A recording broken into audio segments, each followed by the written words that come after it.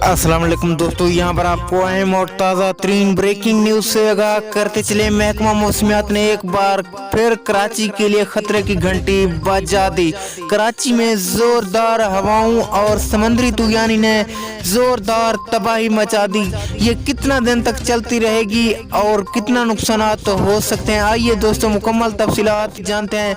लेकिन उससे पहले वीडियो को लाइक करके चैनल को सब्सक्राइब और बेल आइकन को बजा दीजिए ताकि इस तरह की खबरों का नोटिफिकेशन आपको बर वक्त मिलता रहे, आप रहें बाखबर।